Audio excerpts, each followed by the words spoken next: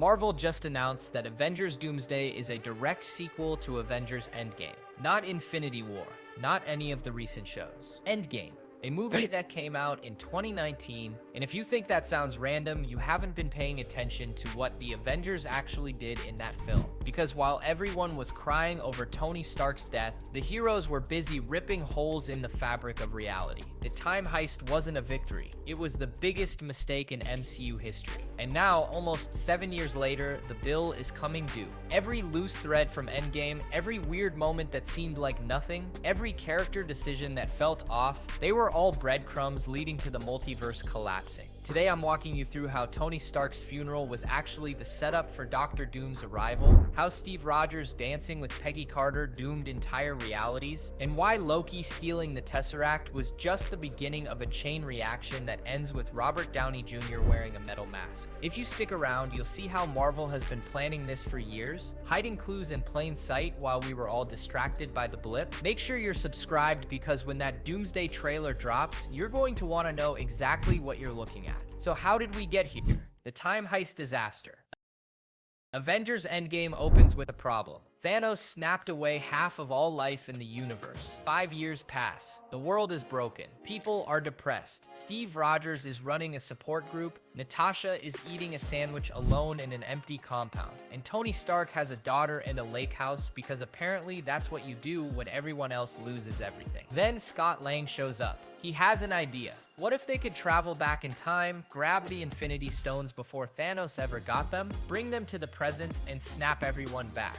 It sounds simple. It sounds clean. It sounds like something that couldn't possibly go wrong, except it goes wrong immediately. Bruce Banner explains the rules. You can't change the past. If you go back in time, that past becomes your new future. Your former present becomes your past, which can't now be changed by your new future. Got it? No? Neither did anyone else. But the important part is this. When you mess with time, you create branches, alternate timelines, new realities. The Ancient One shows Bruce a visual. She draws a line. That's the main timeline. Then she shows what happens when you remove an Infinity Stone. The line splits, a branch forms, a new universe is born. And Bruce says, don't worry, we'll return the stones to the exact moment we took them, so it'll be like they never left. The Ancient One is skeptical. She's right to be, because what the Avengers are about to do isn't just borrow some rocks. They're about to shatter reality into 1,000 pieces, and the cracks are still spreading. The Avengers split into teams. Tony, Steve, Bruce, and Scott head to 2012 New York during the Battle of New York. Thor and Rocket go to 2013 Asgard.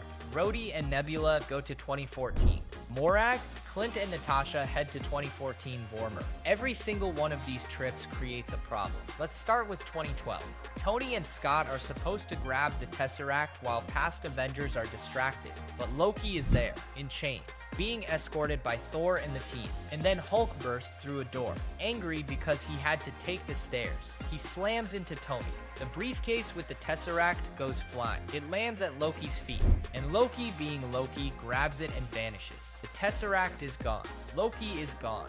And just like that, a massive branch timeline is created. In the original timeline, Loki gets dragged back to Asgard, locked up, and eventually redeems himself before Thanos kills him. In this new branch, Loki escapes with an Infinity Stone and disappears into the multiverse. This is the setup for the entire Loki series. The TVA arrests him. He meets Mobius. He learns about He Who Remains. He eventually takes over the TVA and becomes the keeper of the multiverse. All because Hulk got mad about stairs. But here's the thing. The TVA prunes that timeline. They erase it. So technically 2012 is handled. Except it's not really handled because Loki's escape still sets off a chain reaction that leads to the death of He Who Remains and the multiverse exploding into chaos. And that chaos is why Doctor Doom shows up in the first place. So yeah. Hulk smashing into Tony in 2012 is directly responsible for Avengers Doomsday. No joke, but it gets worse. Because after Loki escapes, Tony and Steve have to improvise. They travel further back to 1970 to a SHIELD base in New Jersey, where they know the Tesseract is being stored. They also need more Pine particles to get home, so they break in. Tony runs into his dad, Howard Stark, who's working late. They have a conversation. Howard mentions that his wife Maria is pregnant. Tony looks confused. He asks how far along she is, and Howard says not too far. This is weird. because Tony was born in 1970. So either Howard is talking about Tony himself, which makes sense, or something stranger is going on. Some fans think this moment hints that Tony might not be Howard's biological son, that maybe he was adopted, or that there's some other twist involving his birth. Why does this matter? Because if Robert Downey Jr. is playing Doctor Doom, and if Marvel wants to explain how a Tony Stark variant became Doom, this scene might be the key. Maybe in another timeline, that baby wasn't Tony Stark. Maybe it was Victor Von Doom. Maybe Maria Stark's pregnancy in 1970 is the branch point where Tony and Doom diverge. It sounds wild, but remember, Doomsday is a direct sequel to Endgame. Every weird moment counts. Meanwhile, Steve is also in 1970. He sees Peggy Carter through a window. She's young, she's beautiful, she's moving on with her life. And Steve just stares. This is the moment he decides he's not going back to the future. He's going to stay. We'll come back to that. Over in 2013, Thor and Rocket sneak into Asgard during the events of Thor: The Dark World. They need the Reality Stone, which is inside Jane Foster. Thor is a mess. He's overweight, drunk, and depressed. But being back in Asgard, seeing his mom, it breaks him. Frigga talks to him. She tells him to stop trying to be who he's supposed to be and just be who he is. It's a sweet moment. Thor cries. He summons Mjolnir, which proves he's still worthy. And then he steals the hammer and takes it to the future. Rocket extracts the Reality Stone from Jane. They leave. Technically, this timeline gets erased when Steve returns the stone, but Thor stealing Mjolnir is still a problem. Because even if Steve brings it back, there's a period of time where 2013 Asgard is missing its hammer. That's a branch. That's a mess, and it adds to the instability. Then there's 2014. This is where things go completely off the rails. Rhodey and Nebula land on Morag.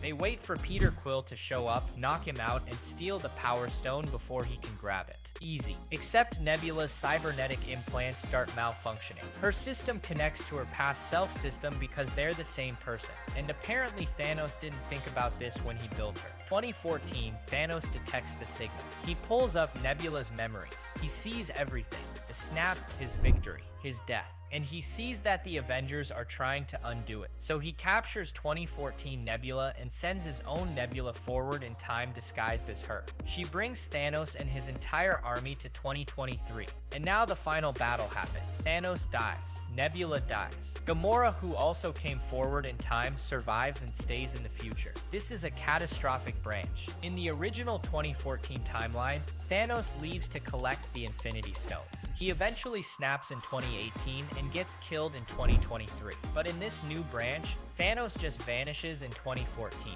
He never collects the stones. He never snaps. Half the universe doesn't die.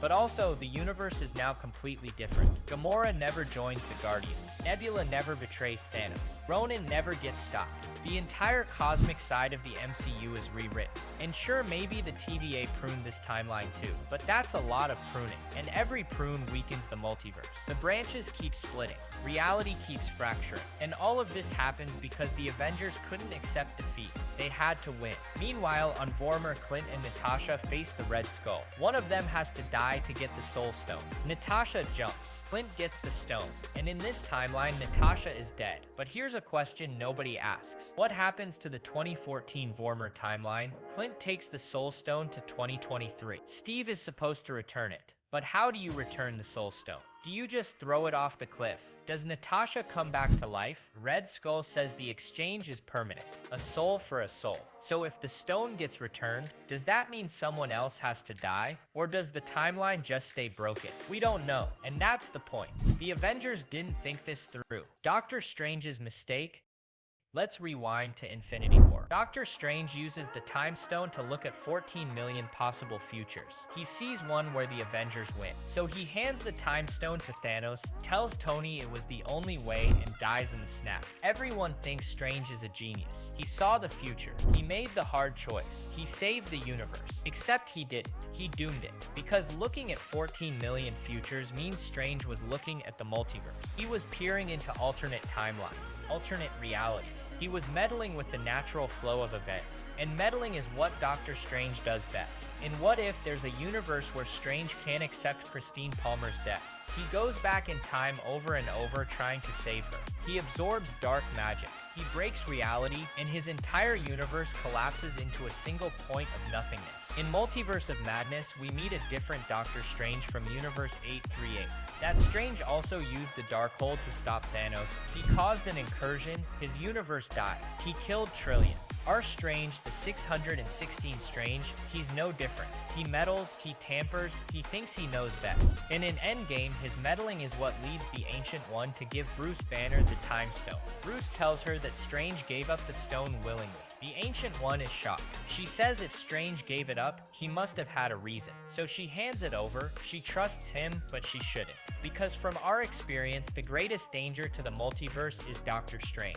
He can't leave well enough alone. He looked at the multiverse, picked a future, and set the Avengers on a path that required them to time travel. And time travel is what breaks everything. If Strange hadn't looked at those futures, maybe the Avengers would have found another way. Maybe they would have stopped Thanos in 2018.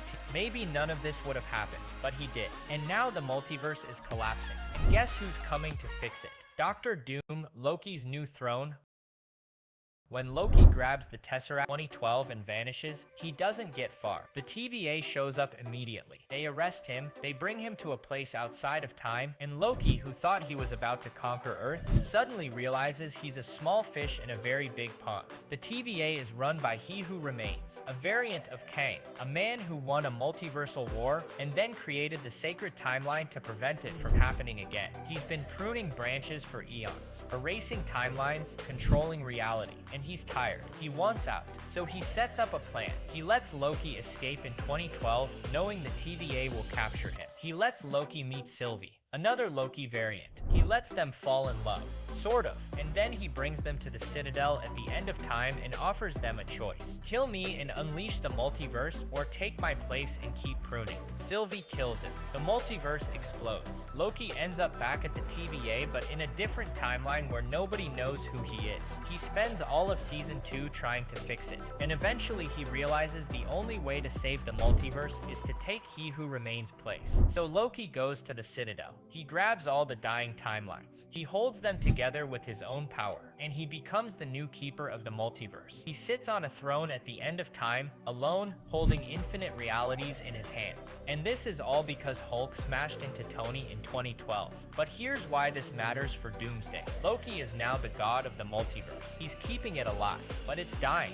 The branches are unstable, and a new threat is coming. Doctor Doom. When we see Loki in Doomsday, he's probably going to reunite with Thor. He's going to explain what happened. He's going to tell the Avengers that the multiverse is collapsing and it's their fault, and he's going to ask for their help. This means you don't need to have seen the Loki show to understand Doomsday. The movie will catch you up. Someone will say, remember when Loki escaped with the Tesseract in Endgame? Well, that sent him on a wild journey, and now he's basically a god. Trust us, it makes sense. And for fans who did watch Loki, it'll be even better, because we'll know exactly how much Loki sacrificed. We'll know he gave up everything to save the multiverse, and now he needs the Avengers to finish the job. Steve's selfish choice.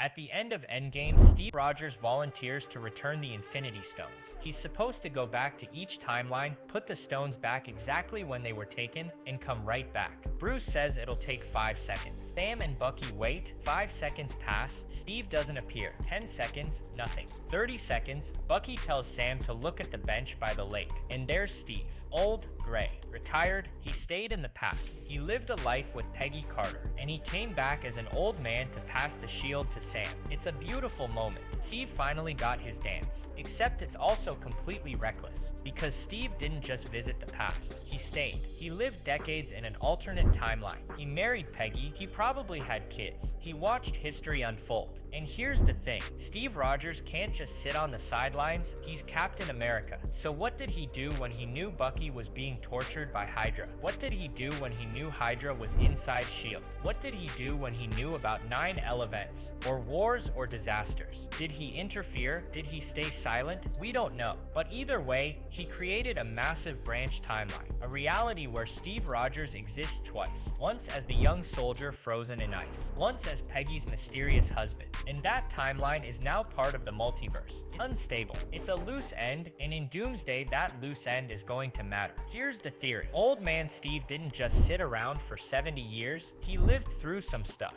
And part of what he lived through was the events of Avengers Doomsday and Secret Wars. Because those movies happen in his timeline, Doctor Doom shows up. The multiverse starts collapsing. An old man Steve fights alongside the Avengers in his own timeline's version of these events. Then when it's all over, he travels back to the main timeline, to 2023, to give Sam the shield. That's why he has the shield, because Sam gave it to him during Doomsday. Steve fought with it, held onto it for decades, and then returned it to Sam, completing a time loop. It's a bootstrap paradox. The shield has no origin. It just exists in a loop. Sam gives it to Steve. Steve gives it to Sam. Forever. And if this theory is right, then old man Steve already knows what's coming. He's already fought Doctor Doom. He's already seen the multiverse collapse. And when he shows up in Doomsday, he's going to tell the Avengers exactly what they need to do, because he's already done it. Chris Evans says he's not in Doomsday. He's lying. He's absolutely in it. And his presence is going to tie directly back to his choice at the end of Endgame, Tony's final snap.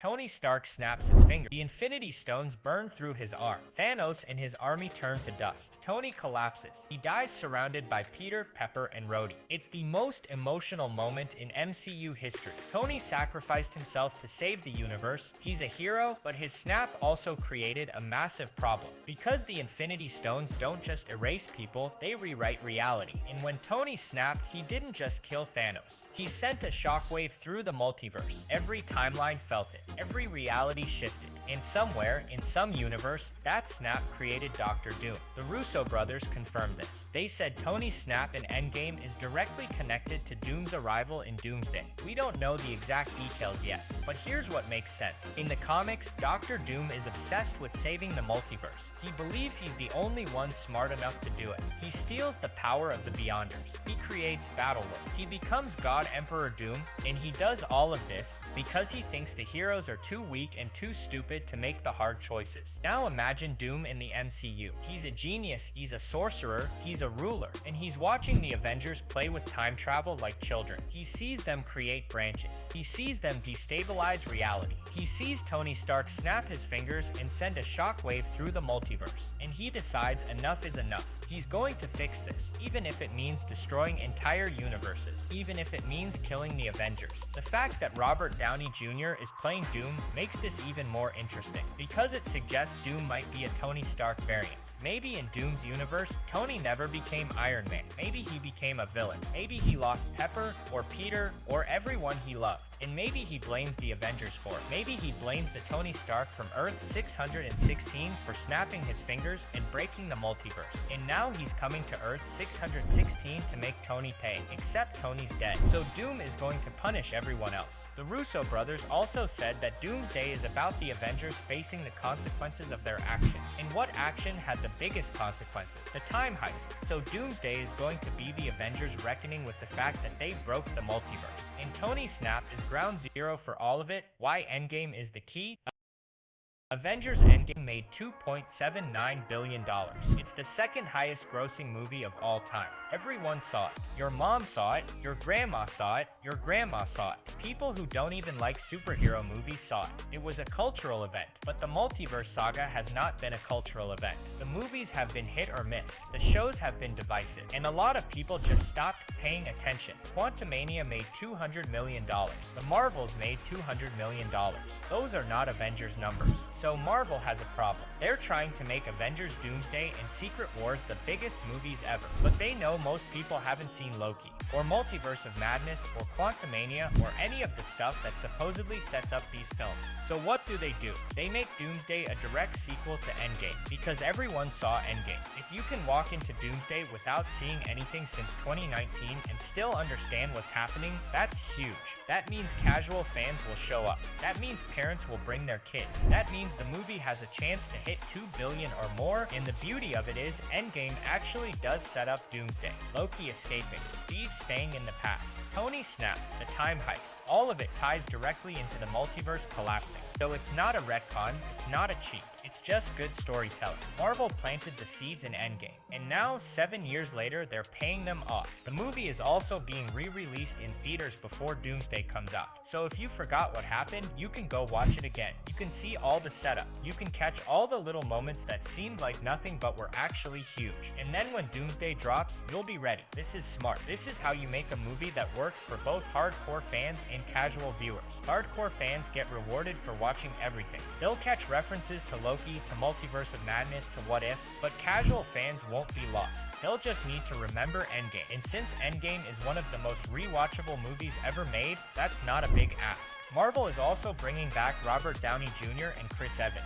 They're bringing in the Fox X-Men. They're pulling out every nostalgia card they have, because Doomsday isn't just a sequel to Endgame. It's a sequel to every Marvel movie ever. It's the culmination of the MCU, the Fox universe, the Sony universe, all of it. And that's how you get people to care. You don't just give them another Avengers movie, you give them the event, the finale, the end of an era, and you make sure it's accessible to everyone. Because if you require people to have seen 20 movies and 9 TV shows just to understand what's happening, you've already lost. Marvel knows this. That's why Doomsday is a direct sequel to Endgame. It's the only move that makes sense. And honestly, it's kind of genius, because Endgame was always about consequences. Tony says we don't trade lives. Steve says whatever it takes. Bruce says don't change the past. And then they do all of it anyway. They trade Natasha's life, they change the past. They do whatever it takes. And now in Doomsday, the bill comes due. The multiverse is dying. Dr. Doom is coming, and the Avengers have to face the fact that they caused this. Not Thanos, not Kang, them. That's the story. That's why it's a direct sequel. And that's why, if Marvel pulls this off, Avengers Doomsday could be the biggest movie of all time.